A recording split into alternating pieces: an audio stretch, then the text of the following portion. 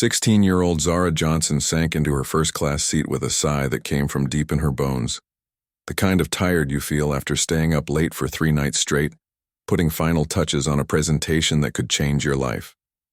She had just finished competing in the National Youth Business Challenge, where young entrepreneurs pitch their ideas to some of the biggest names in the business world.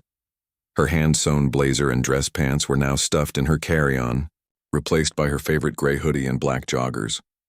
For the first time in days, she didn't have to look perfect or sound perfect. She just needed to get home. Zara reached up to place her backpack in the overhead bin, stretching on her tiptoes, to push it all the way back. Her curly hair was pulled into a messy bun, and she wore no makeup, unlike the carefully applied face she'd worn for the judges earlier that day. "Do you need help with that?" asked an older man in a business suit sitting across the aisle. "No, thanks, I got it," Zara replied with a polite smile, finally shoving the backpack into place. She flopped back down into her seat, pulled out her phone, and texted her dad that she had boarded and would see him soon. Flight attendant Patricia Winters moved efficiently through the first-class cabin, checking that bags were properly stowed and seatbelts were fastened. When she reached Zara's row, she paused, her practiced smile faltering slightly. "Excuse me?" Patricia said, her voice carrying a hint of doubt. "This is the first-class cabin." Zara looked up from her phone. "Yes, I know." Patricia's eyes flickered down to Zara's casual clothes, then back to her face. "I just need to verify you're in the correct seat. May I see your boarding pass, please?" Zara pulled up the digital boarding pass on her phone and held it out. "Seat 3A, window seat."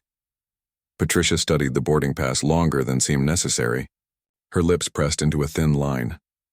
"Thank you," she said finally, her tone clipped. She moved on without the warm welcome she'd offered other first-class passengers. Zara tried not to let it bother her. She was used to people making assumptions. At business events with her father, people often mistook her for someone's daughter, who was just tagging along, not a serious participant. It was annoying, but she'd learned to take it in stride. The plane filled with the usual pre-flight sounds, the rustle of passengers settling in, overhead bins slamming shut, the flight attendant's safety instructions. Zara closed her eyes, hoping to catch some sleep on the 2-hour flight. The past few days had been a whirlwind, and exhaustion was catching up with her. Just as she was drifting off, Zara felt a chill from the airplane's aggressive air conditioning. She pressed the call button. Patricia appeared a moment later. "How can I help you?" she asked, her voice noticeably cooler than when she'd addressed the businessman across the aisle just minutes before. "Could I have a blanket and pillow, please?" Zara asked. "We don't typically hand those out until after takeoff," Patricia replied, even though Zara had just seen her give a blanket to an older woman 2 rows ahead. "Oh, okay. I can wait," Zara said, pulling her hoodie tighter around herself. The businessman across the aisle cleared his throat. "I believe I just saw you provide blankets to other passengers," he commented. Patricia's smile tightened. "I'll see what I have available," she said, walking away briskly. Zara shot the man a grateful look. "Thanks." "No problem," he replied with a kind smile. "I'm Thomas, by the way." "Zara," she responded, then added with a small laugh, "And yes, I am supposed to be in first class." Thomas shook his head. "Shouldn't have to explain that to anyone." Patricia returned with a blanket that looked thinner than the ones Zara had seen other passengers receive. She handed it over without meeting Zara's eyes, then quickly moved away. "Thanks," Zara called after her, but Patricia was already asking another passenger if they wanted a pre-flight beverage. Zara wrapped the thin blanket around her shoulders and leaned against the window. Outside, luggage handlers were loading the last of the bags onto the plane. She thought about her presentation earlier that day.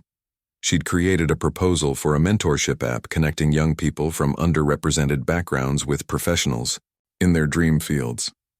The judges had seemed impressed, especially when she demonstrated the working prototype she'd coded herself.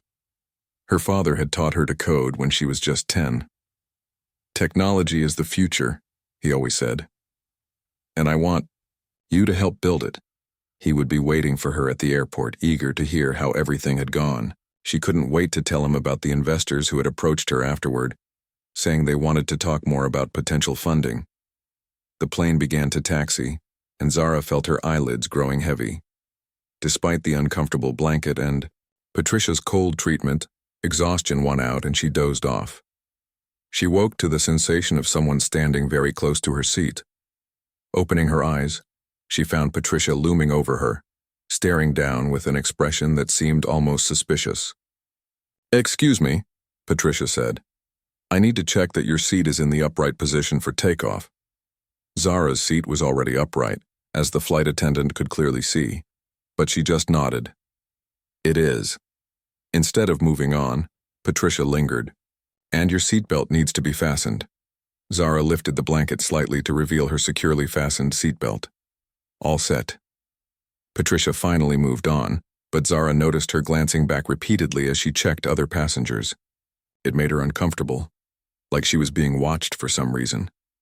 The plane took off, climbing into the clouds.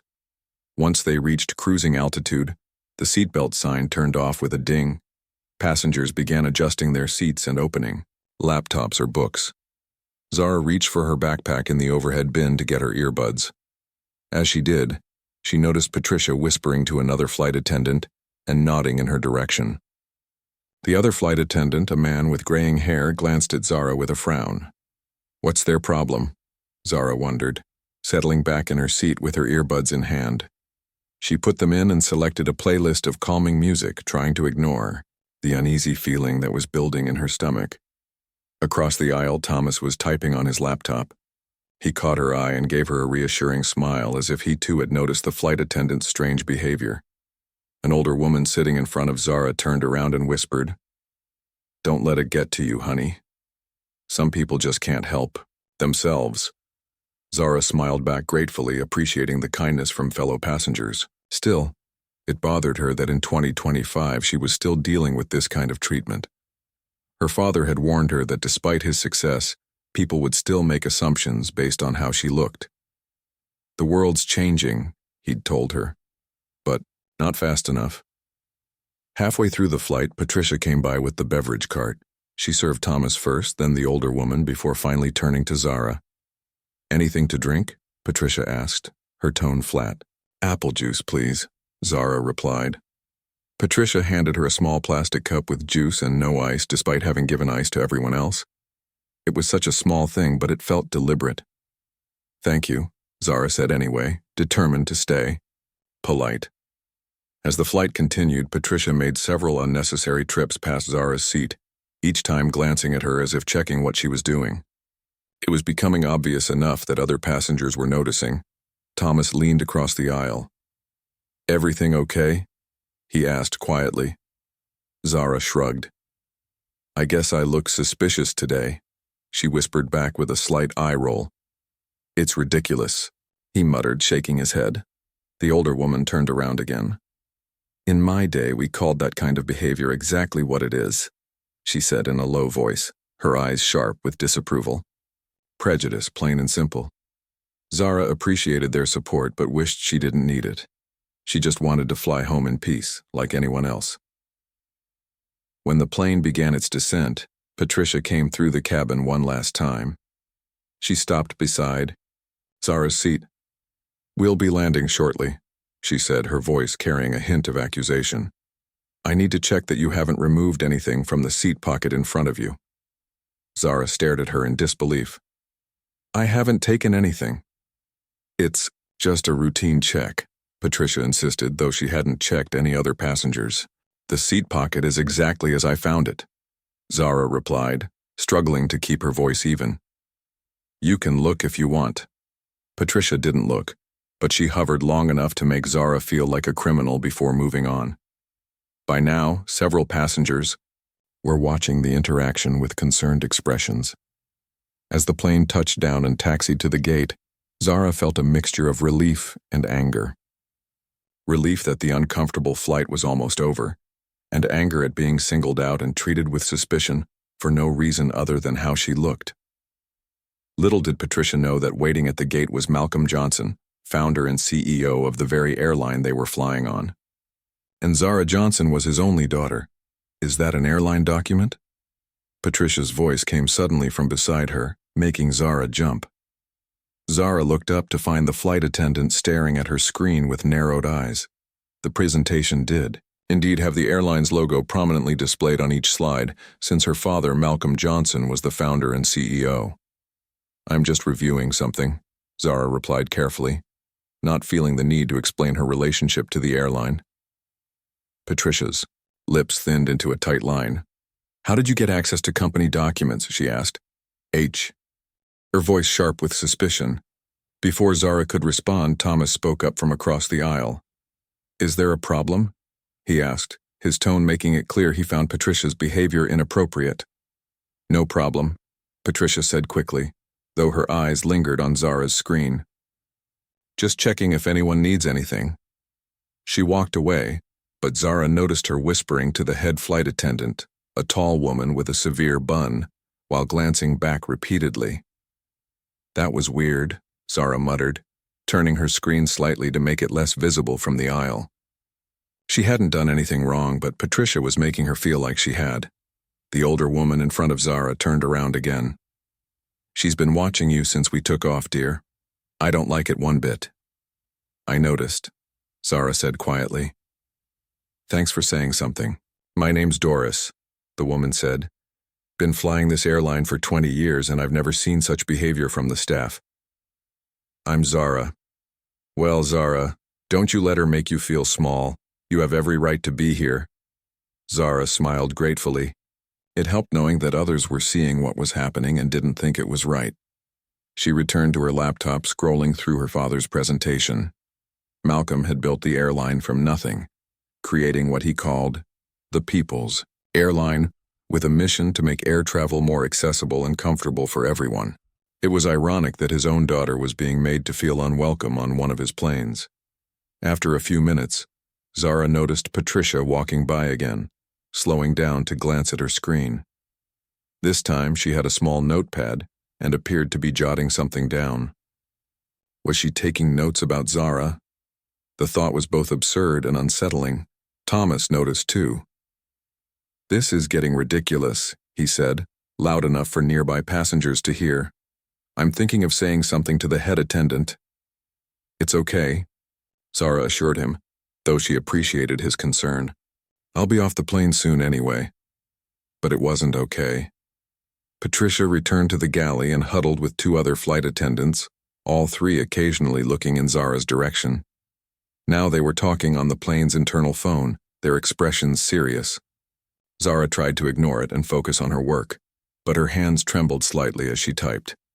She'd experienced discrimination before, the assumptions, the double standards, the extra scrutiny, but never so blatantly, and never when she was just trying to get home after an exhausting few days.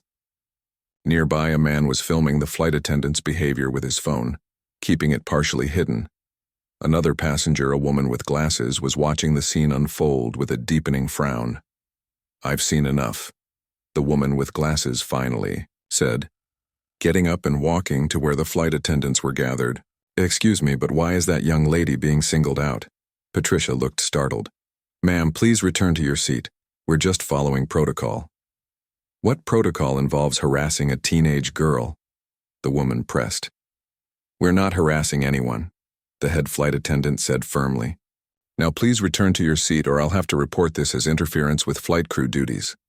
The woman reluctantly returned to her seat, but not before giving Zara a sympathetic look. Meanwhile, the man who had been filming approached Zara. "I've got it all on video," he said quietly. "What they're doing isn't right. If you need it later, just let me know." "Thank you," Zara said, genuinely moved by the support from strangers.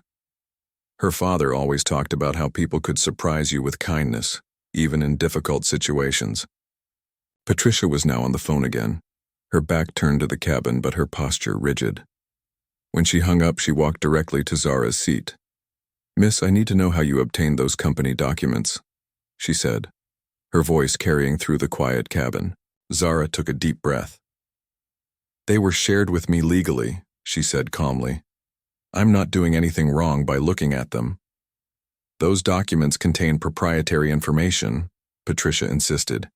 "If you've accessed them without authorization, that could be a serious security breach. Several passengers were watching now, the tension in the cabin palpable. "I have authorization," Zara said simply, not elaborating. She didn't feel she needed to explain that her father was Malcolm Johnson, that she often helped him review presentations, that she'd even contributed to the airline's app design last summer, but Patricia's accusation stung. "Can you prove that?" Patricia demanded. Thomas intervened again. "She doesn't need to prove anything to you. Leave her alone and do your job, which is to make sure all passengers are comfortable, not just the ones you approve of." Patricia's face flushed.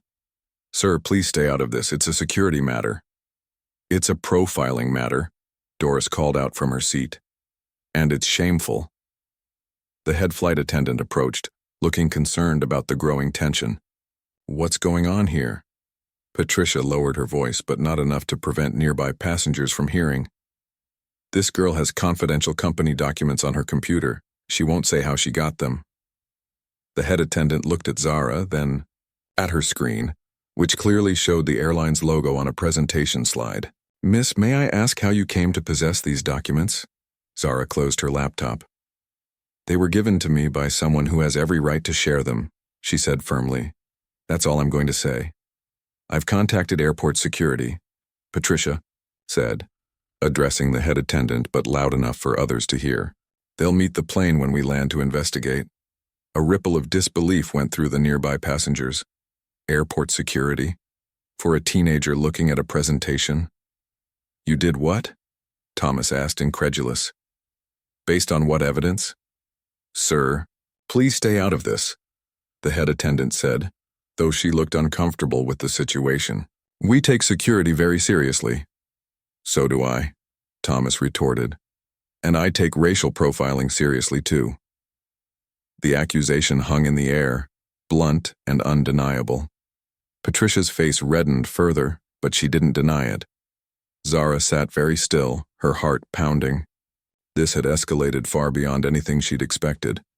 Airport security would mean delays, questioning, possibly missing her father who was waiting to pick her up. All because she'd dared to fly first class while being a young black girl in casual clothes. The remainder of the flight passed in uncomfortable silence. Other passengers kept sending Zara supportive looks, but the damage was done. Patricia had called security, and they would be waiting when the plane landed. Zara pulled out her phone to text her dad, then remembered it needed to stay in airplane mode. She would have to deal with this herself until they landed and she could contact him. The plane began its descent. Zara packed away her laptop, her movements careful and deliberate despite her racing thoughts. She tried to remember everything. Her father had taught her about handling difficult situations. Stay calm, know your rights, don't escalate. Thomas leaned across the aisle. "I'll stay with you when we land if you want," he offered. "They have no right to detain you without cause." "Thank you," Zara said, grateful but embarrassed that this stranger felt he needed to protect her. "But I'll be okay. My dad will be waiting." "At least take my card," Thomas insisted, handing her a business card. "I'm a lawyer. Call if you need anything." Zara took the card, tucking it into her pocket. "I really appreciate it." As the plane touched down, the usual rush to stand and retrieve bags was subdued in the first-class cabin. Many passengers seemed reluctant to leave, wanting to see what would happen next. The head attendant made an announcement. "Ladies and gentlemen, we ask that you remain seated until further notice. We're waiting for some personnel to board before deplaning begins." Murmurs of discontent spread through the cabin. Zara sat quietly, her hands folded in her lap, trying to appear calm even as anxiety coursed through her. Patricia stood near the front of the cabin, avoiding eye contact with passengers, especially Zara. The head attendant looked increasingly uncomfortable, as if realizing that perhaps they had overreacted. After a few minutes, the aircraft door opened, and 2 airport security officers stepped on board. Patricia immediately approached them, speaking in hushed tones and gesturing toward Zara. The officers nodded and began making their way down the aisle toward her seat. Passengers watched in tense silence, many with phones discreetly recording the scene. Zara took a deep breath and straightened her shoulders, channeling her father's confidence. Whatever happened next, She would handle it with dignity. What Patricia didn't know, what none of them knew, was that the airline owner's daughter was about to teach them all a lesson they wouldn't soon forget. "Miss, we need you to come with us," the taller officer said, his voice professional but firm. Zara looked up at them, her heart hammering in her chest despite her outwardly calm expression. "May I ask why?" "We've received a report of unauthorized access to sensitive company information," the shorter officer explained. "We need to ask you some questions." Patricia hovered a few feet behind them, her arms crossed and expression vindicated. "Is there a problem, officers?" Zara asked, keeping her voice steady despite the humiliation burning through her. Patricia stepped forward. "This young woman has been accessing confidential airline documents," she said, loud enough for everyone to hear. "I noticed the company logo on her screen, and when questioned, she refused to explain how she obtained them." Several passengers stirred in their seats. "That's not true," Thomas called out from across the aisle. "She said the documents were shared with her legally. You just didn't like her answer." "Sir, please stay out of this," the taller officer said, though not unkindly. He turned back to Zara. "Miss, we need to verify your identity and how you came into possession of these documents. Please gather your belongings and come with us." Zara took a deep breath and reached for her backpack. All around her, passengers were taking out their phones, some openly filming now. The situation had drawn everyone's attention, creating exactly the scene Patricia seemed to have wanted. Public humiliation for the girl who dared to be in first class while looking like she didn't belong. "This is outrageous," Doris said from her seat. "You're targeting this child because of how she looks." "Ma'am, we're just doing our job," the shorter officer replied. "A security concern was reported and we're required to investigate." Zara stood, her laptop bag over her shoulder and backpack in hand. She faced the officers with quiet dignity. "I understand you're doing your job," she said. "I'll come with you, but I'd like to make a phone call first." "You can make a call once we're off the aircraft," the taller officer said. Thomas stood up as well. "I'm coming too. I'm a witness to how this young woman has been treated throughout the flight." "Sir, that won't be necessary," the shorter officer began. "I think it is necessary," Thomas countered. "This entire incident has been documented by multiple passengers. You might want to consider that before proceeding." Indeed, at least a dozen phones were pointed in their direction now. The officers exchanged glances, clearly aware they were being recorded from all angles. "Could you please call Malcolm Johnson?" Zara finally asked, her voice clear in the tense silence. "He'll clear this up immediately." Patricia scoffed. "Malcolm Johnson? The airline's CEO? Do you expect us to believe you know him personally?" Zara met her gaze steadily. "Yes, I do." The head flight attendant, who had been standing back from the confrontation, suddenly looked uncertain. "Wait, did you say Malcolm Johnson?" "Yes," Zara replied simply. "He's my father." A murmur ran through the cabin. Patricia's face froze in an expression of disbelief. "Your father?" she repeated faintly. "Malcolm Johnson is my dad," Zara confirmed. "He shared his quarterly presentation with me yesterday and asked for my feedback. That's what I was reviewing on my laptop." The security officers exchanged glances again, this one more concerned. "We can easily verify this," the taller officer said. "Let's continue this conversation off the aircraft." "I'll wait for you at the gate," Thomas told Zara. "Make sure everything's handled properly." "Thank you," Zara said, genuinely moved by his support. She turned to Doris and the other passengers who had spoken up for her. "Thank you all." As Zara moved toward the exit, followed closely by the security officers, passengers began to stand and gather their belongings. Many were still filming, and whispers spread rapidly. The name Malcolm Johnson was repeated in hushed tones.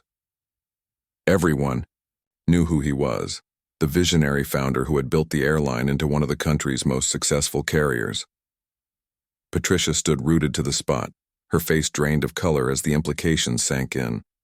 If this teenager really was Malcolm Johnson's daughter, Patricia had just committed the career-ending mistake of racially profiling the boss's child.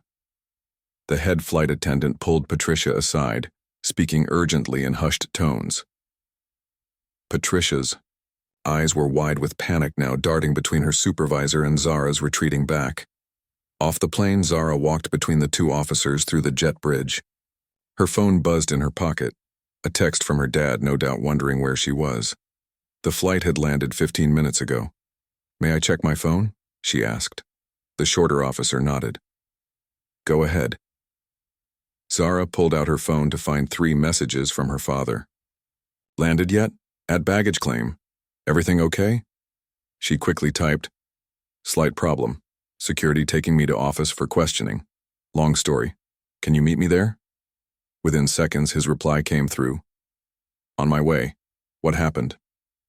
"Tell you when. You get here, I'm fine."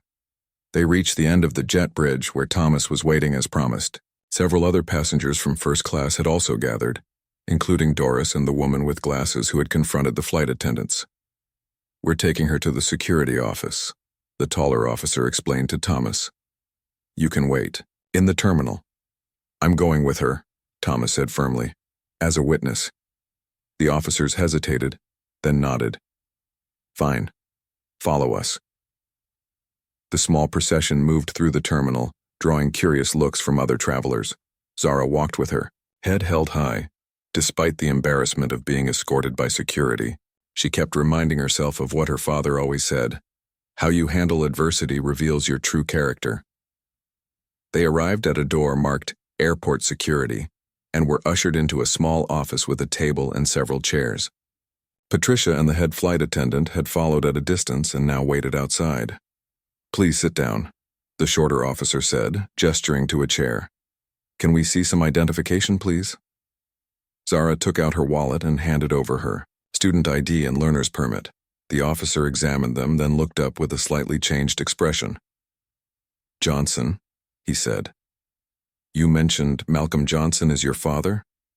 "Yes," Zara confirmed. "He's probably on his way here now."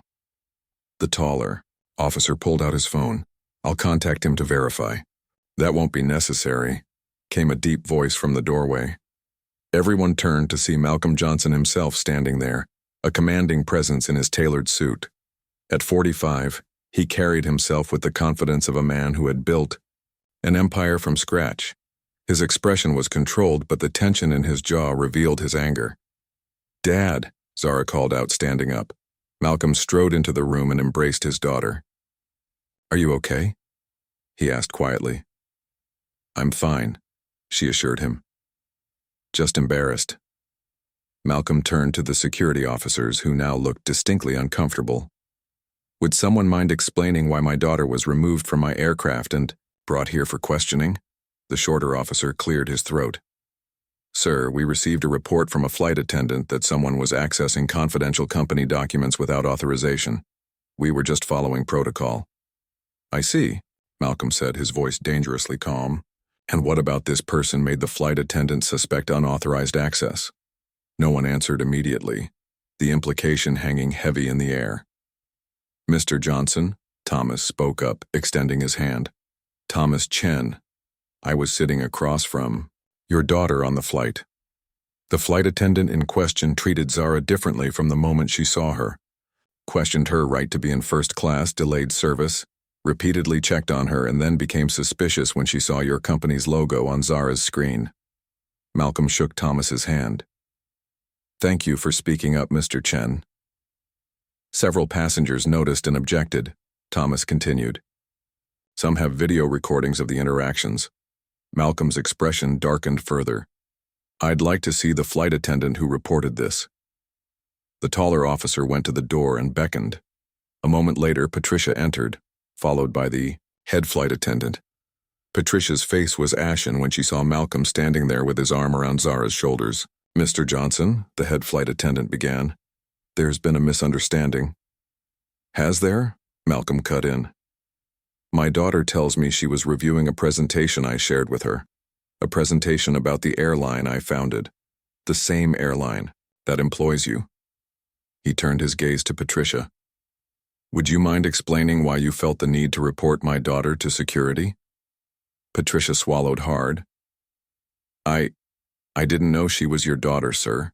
That's exactly the point, Malcolm said, his voice quiet but intense. You didn't know who she was, but you made assumptions based on what? Her age? Her casual clothes? The color of her skin? Patricia's mouth opened and closed, but no words came out. Dad, Zara said softly, touching his arm. People are watching. Indeed, a small crowd had gathered outside the glass-walled office, some holding up phones to record the confrontation. Malcolm took a deep breath, visibly calming himself. You're right, he said to his daughter. He turned to the security officers. I believe this matter is resolved. My daughter was legitimately reviewing documents I shared with her, as she often does. There was no security breach. Of course, Mr. Johnson, the taller officer said quickly. We apologize for the inconvenience. Don't apologize to me, Malcolm said. Apologize to her. Both officers turned to Zara. We're very sorry for the misunderstanding, Miss Johnson, the shorter one said sincerely. Zara nodded her acceptance. Thank you. Malcolm turned back to the flight attendants. As for you two, I expect a full written report of this incident on my desk by tomorrow morning. Every detail, from the moment my daughter boarded until now. Yes, sir, the head flight attendant said, her voice subdued. Patricia looked like she might faint. Mr. Johnson, I didn't mean to. We'll discuss your intentions at a more appropriate time, Malcolm interrupted. For now, I'm taking my daughter home. He put his arm around Zara's shoulders and guided her toward the door. Thank you again, Mr. Chen, he said to Thomas. Your willingness to stand up for a stranger says a lot about your character. Anyone would have done the same, Thomas replied, though they both knew that wasn't true. Many people would have stayed silent, unwilling to get involved. As they left the security office, the small crowd outside parted to let them through. Some were recording with their phones while others whispered among themselves. The story would spread quickly, how the airline owner's daughter had been racially profiled on her father's own airline. Walking through the terminal, Zara finally felt the tension begin to leave her body. The humiliation of being escorted off the plane was still fresh, but having her father by her side made it easier to bear. I'm sorry this happened to you, Malcolm said quietly as they walked. Not your fault, Zara replied. Maybe it is, in a way, he said thoughtfully. Maybe I haven't done enough to change the culture to make sure everyone in the company understands our values. Zara squeezed his hand. Then let's change that. She was accessing company documents with our logo, Patricia insisted, her voice higher than normal. When I asked how she obtained them, she refused to give a clear answer. The security supervisor, a man named Lee with salt and pepper hair and tired eyes, looked at Zara. Is this true, young lady? I was reviewing a presentation, Zara replied evenly. I didn't feel I needed to explain my personal business to someone who had been treating me differently from other passengers since I boarded. When I questioned her about her seat assignment, she was defensive, Patricia added quickly. Thomas, who had insisted on staying as a witness, spoke up from his position near the door. That's not accurate. I was sitting across from her. She showed her boarding pass when asked and was perfectly polite. Lee rubbed his forehead. And your relationship to Malcolm Johnson? You mentioned he could clear this up? Instead of answering, Zara reached into her backpack and pulled out her wallet. She removed her ID card and handed it to Lee. It was a student ID from Westlake Prep, but what caught everyone's attention was the name, Zara Johnson. Lee's eyes widened slightly as he read it, then looked up at her face again. Johnson, he said slowly. As in, the door burst open, cutting off his words. Malcolm Johnson strode in, his normally composed expression strained with concern. At 45, he carried himself with the quiet confidence of someone who had built something meaningful from nothing. Today, though, his usual calm was replaced with barely contained anger. Dad, Zara called out, standing to embrace him. The room fell completely silent. Patricia's face drained of color as she stared at Malcolm, then at Zara, the reality of the situation finally dawning on her. Malcolm hugged his daughter tightly, then held her at arm's length, examining her face. "Are you okay?" "I'm fine," Zara assured him, though the relief in her eyes told a different story. "Just ready to go home?" Malcolm turned to face the others, his expression hardening. "Would you mind explaining why my daughter was removed from my aircraft?" His voice was quiet but carried an unmistakable edge. Lee cleared his throat. "Mr. Johnson, there's been a misunderstanding. We received a report about someone accessing company documents and my quarterly presentation," Malcolm interrupted. "I shared it with Zara yesterday and asked for her feedback, as I often do." He looked directly at Patricia, which would have been easy enough to verify without causing this scene. Patricia seemed to shrink under his gaze. "I didn't know she was your daughter, sir." "And that's precisely the problem, isn't it?" Malcolm replied, his voice dangerously calm. "You didn't know who she was, but you made assumptions based on what you saw. A young black girl in casual clothes who didn't fit your image of who belongs in first class." The accusation hung in the air, undeniable and damning. No one spoke for several long seconds. "Mr. Johnson," Thomas said, breaking the silence, "I witnessed the entire flight. Your daughter was treated differently from the moment she sat down. Several passengers noticed and spoke up." Malcolm nodded his thanks to Thomas, then turned back to Patricia. "How long have you worked for my airline?" Patricia swallowed hard. 8 years, sir." 8 years, Malcolm repeated. "And in that time, did you ever attend any of our diversity and inclusion trainings?" "Yes, sir," Patricia whispered. "Clearly they weren't effective enough," Malcolm observed. "Or perhaps you weren't paying attention." Cho, head flight attendant who had been hovering nervously in the corner, stepped forward. "Mr. Johnson, I take full responsibility for my team's actions. This should never have happened." Malcolm regarded her thoughtfully. "You're right, it shouldn't have. But it did, and now we need to deal with it." He turned to Lee. "I believe this matter is resolved. My daughter had every right to review those documents, and there was no security breach." Lee nodded quickly. "Of course, Mr. Johnson. We apologize for the inconvenience." "Don't apologize to me," Malcolm said. "Apologize to her." Lee turned to Zara. "Miss Johnson, I sincerely apologize for this misunderstanding and for any distress it caused you."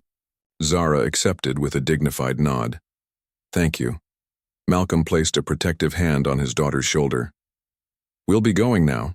I expect a full written report of this incident by tomorrow morning," he told the head flight attendant. "Every detail." "Yes, sir," she replied, visibly relieved that nothing worse was happening, at least not yet. As they turned to leave, Patricia stepped forward, her eyes pleading. "Mr. Johnson, please, I didn't realize." "That's exactly the problem." Malcolm cut her off. "You didn't need to realize anything to treat my daughter with basic human dignity and respect. The same respect you showed to other passengers." Thomas handed Zara her backpack. "It was a pleasure meeting you, Zara, despite the circumstances," he said warmly. "You handled yourself with remarkable poise." "Thank you for speaking up," Zara replied sincerely. "Not everyone would have." "My daughter," Malcolm said with quiet pride as they left the office together, his arm around her shoulders. Outside, a small crowd had gathered, drawn by the commotion. Some were filming with their phones, and whispers spread rapidly as they recognized Malcolm Johnson, the airline's famous founder. The story would be all over social media within hours, how the CEO's daughter had been profiled on her own father's airline. As they walked through the terminal, Zara finally felt the tension begin to leave her body. The humiliation of being escorted off the plane was still raw, but having her father beside her made it easier to bear. "I'm sorry this happened to you," Malcolm said quietly. "Not your fault," Zara replied automatically. "Maybe it is, in a way," he said thoughtfully. "Maybe I haven't done enough to change the culture, to make sure everyone in the company understands our values." Zara squeezed his hand. "Then let's change that." Malcolm looked at his daughter with newfound respect. At 16, she was already showing wisdom beyond her years, the same wisdom that had made him value her opinion on his presentations and business decisions. They reached the baggage claim area where their driver was waiting. As they walked to the car, Malcolm's phone buzzed repeatedly with notifications. Word was spreading quickly. "Your presentation went well?" he asked as they settled into the back seat, wanting to focus on something positive.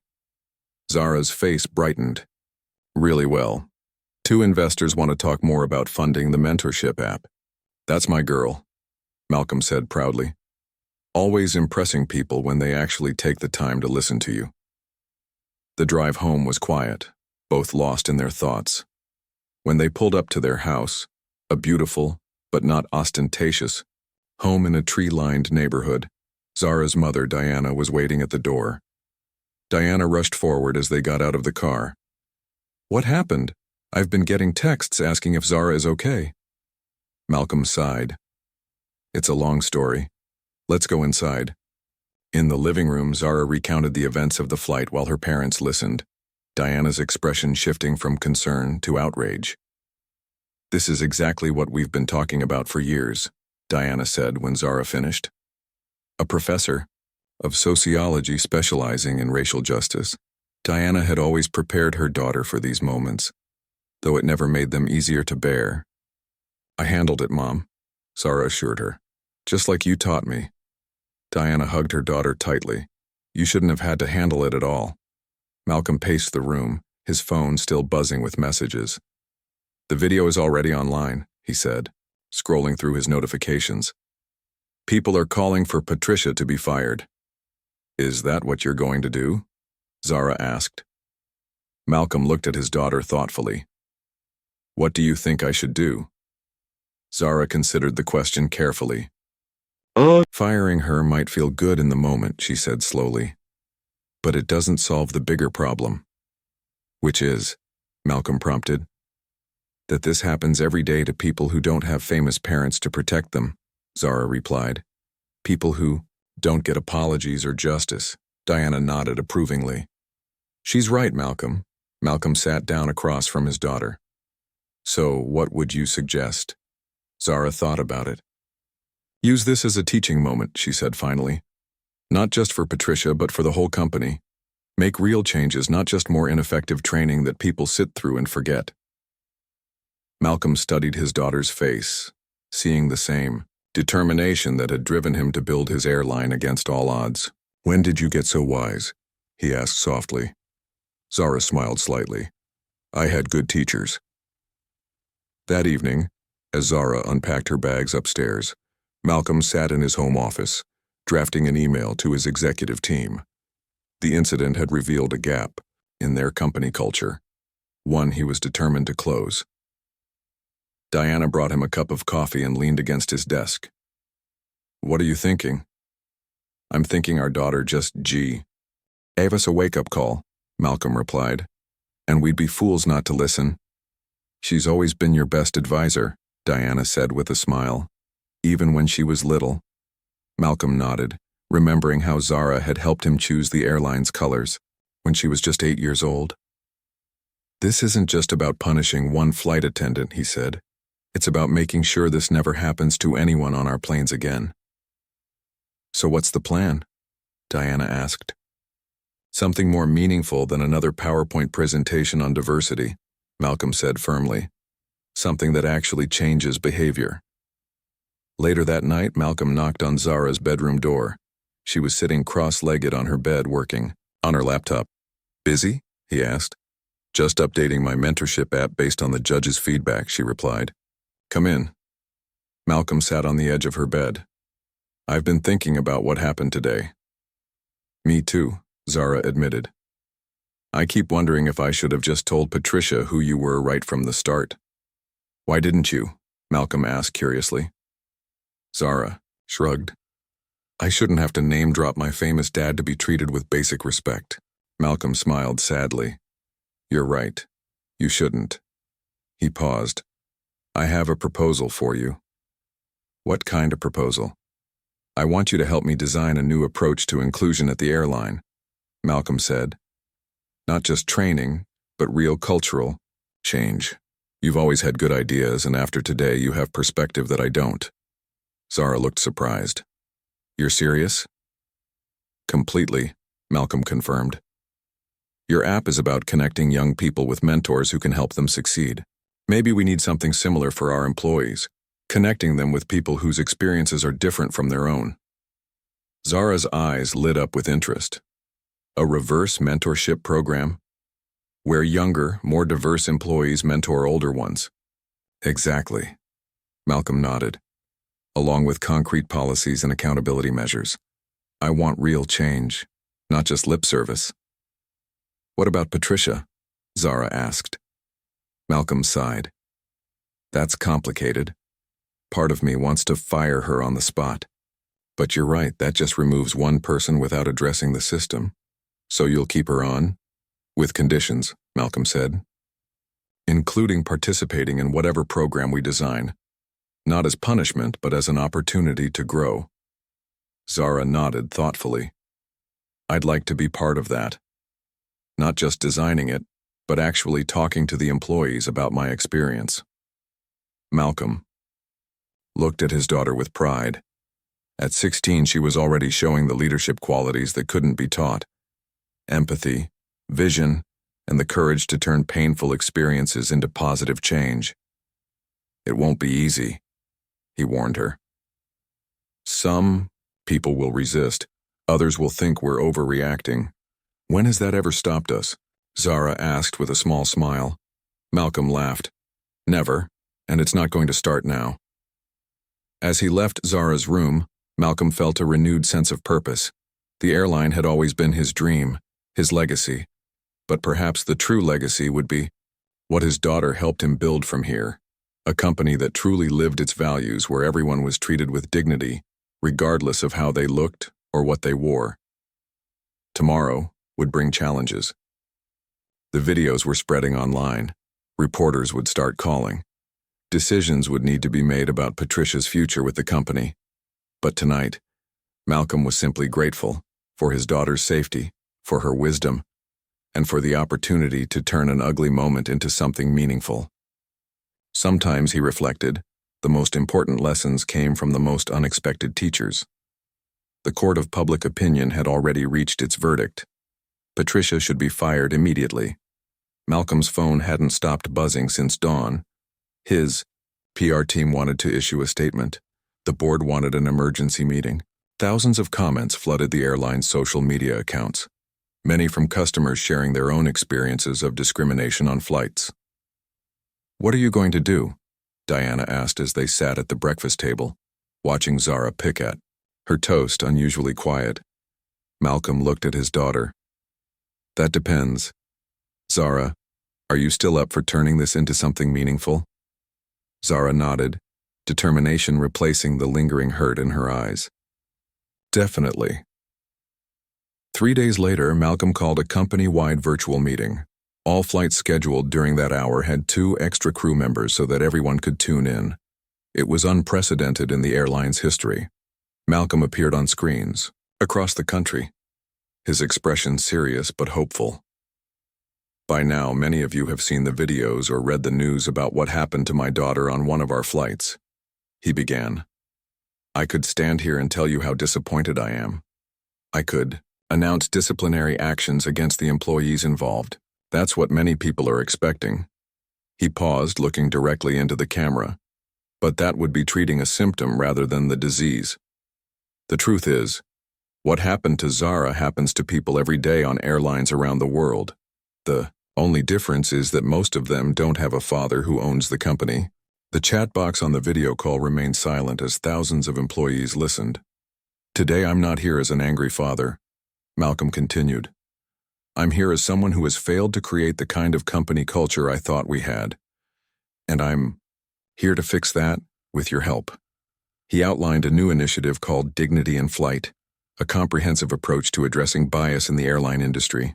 It would include revised training, yes, but also structural changes, a diverse customer advisory board, a clear reporting system for passengers who experience discrimination, and regular testing to ensure equal treatment.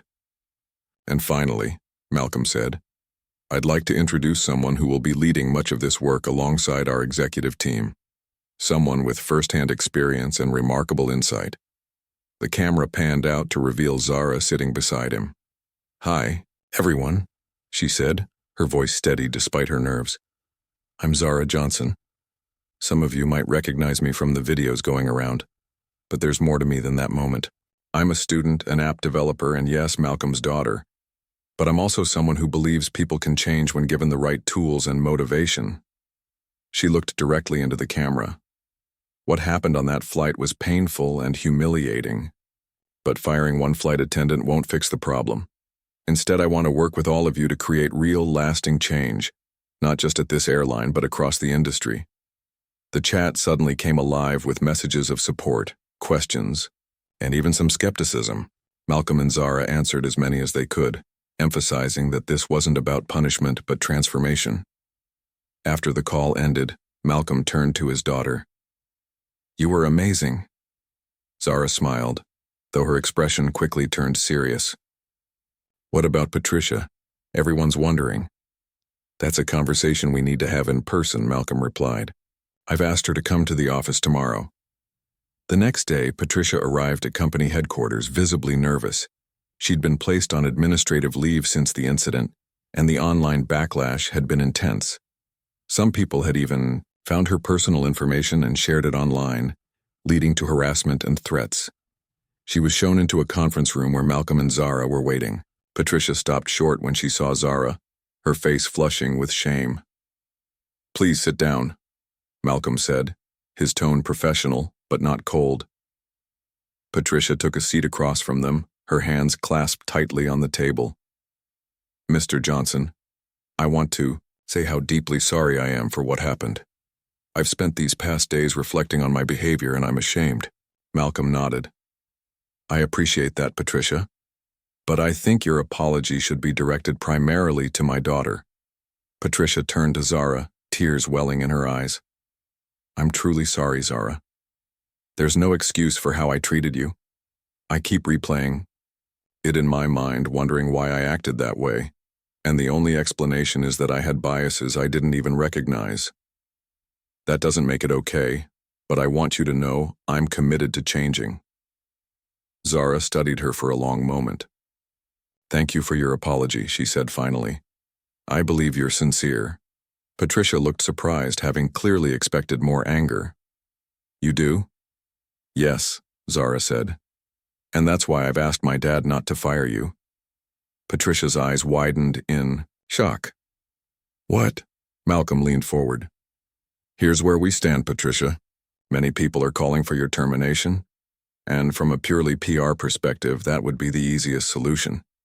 But Zara has convinced me that there's a better way forward." He slid a document across the table. "This is what we're calling a growth contract. If you choose to sign it, you'll be reinstated after completing intensive training and agreeing to become part of our new initiative." Patricia picked up the document with trembling hands. "You're giving me a second chance?" "With conditions," Malcolm clarified. "You'll work directly with our Dignity and Flight team, sharing your perspective and experience. You'll help develop training modules based on what you've learned. And for the first 6 months, you'll be on probation." Patricia looked from Malcolm to Zara in disbelief. "Why would you do this for me after what I did?" "It's not for you," Zara said honestly.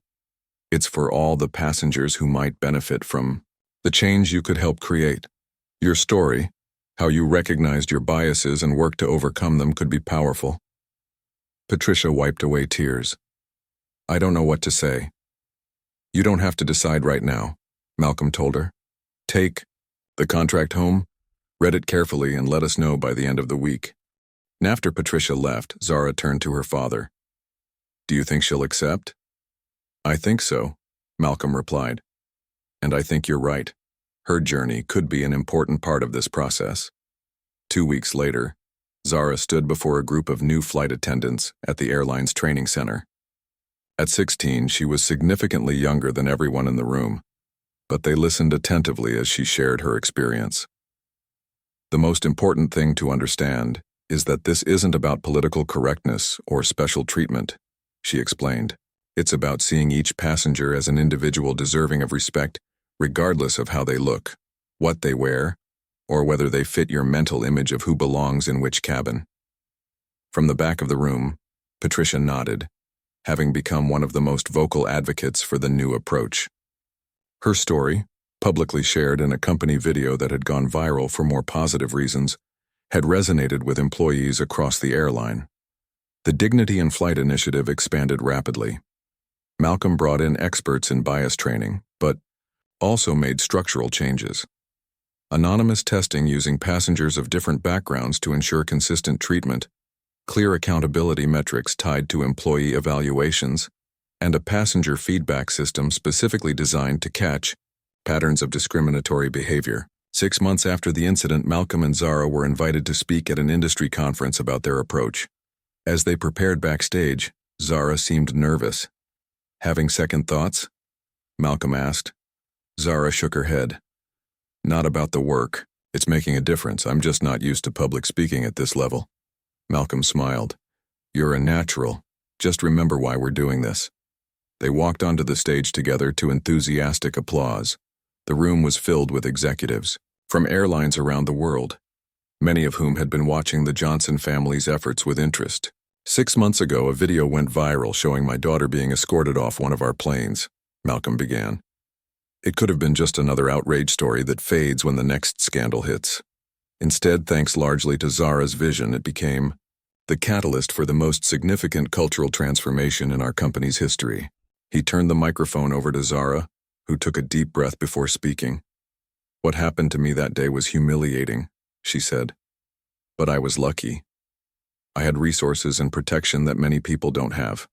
Every day, passengers experience discrimination with no recourse, no viral video, no CEO father to ensure they're heard." She outlined the changes they'd implemented, sharing data that showed measurable improvements in passenger experience scores among travelers from all backgrounds. "The most powerful change," Zara continued, "came from creating systems of accountability rather than relying solely on training. We've learned that good intentions aren't enough. You need structures that catch and correct biased behavior before it affects passengers." After their presentation, airline executives lined up to speak with them. One CEO, impressed by Zara's insights, offered her an internship for the following summer. A passenger rights organization wanted to partner with them to expand their testing methodology across the industry. As they left the conference, Malcolm put his arm around his daughter's shoulders. "You know, when I started this airline, I thought my legacy would be building a successful company," he said. "I never imagined my greatest contribution would come through you." Zara smiled. "We're just getting started."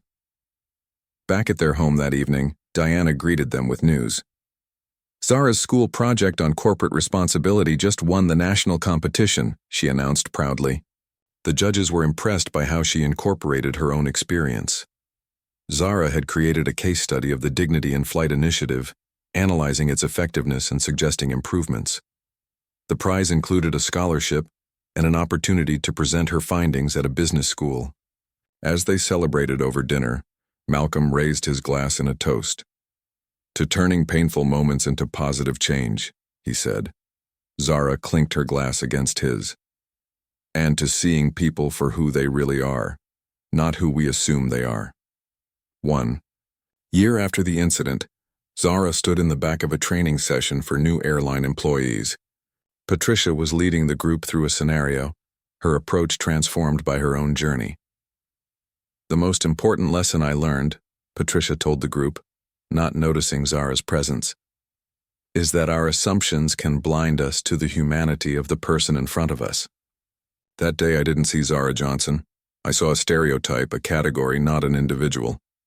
She paused, emotion evident in her voice. "The miracle isn't that I got a second chance. The miracle is that my mistake led to changes that benefit thousands of passengers every day. That's the power of responding to bias with growth rather than just punishment." As the session ended, Zara approached Patricia. "That was really good," she said. Patricia smiled, no longer the defensive, biased person she'd been a year ago. "It gets easier to tell the story each time, knowing it's making a difference." "It is," Zara assured her. The feedback scores from your flights are among the highest in the company now. They walked together toward the exit, an unlikely pair united by a shared commitment to change. You know what the strangest part is? Patricia said thoughtfully. If I had treated you with basic respect that day, if I had simply seen you as a person rather than a stereotype, none of this would have happened. The initiative, the changes, the improvements for thousands of passengers. Sometimes the most painful moments lead to the most important progress, Zara replied. The key is what we choose to do with them. Outside, Malcolm was waiting to drive Zara to a meeting with investors interested in funding the full launch of her mentorship app. At 17, she was already making her mark on the world in ways that went far beyond being the airline owner's daughter. As she got into the car, Zara glanced back at the training center where new employees were learning to see beyond their biases. The incident that had begun with prejudice had transformed into something powerful, a catalyst for change that would affect countless journeys beyond her own. Her father had built an airline. Together, they were building something even more valuable, a culture of dignity that recognized the humanity in everyone, regardless of appearances. And that, Zara reflected, was a legacy worth creating.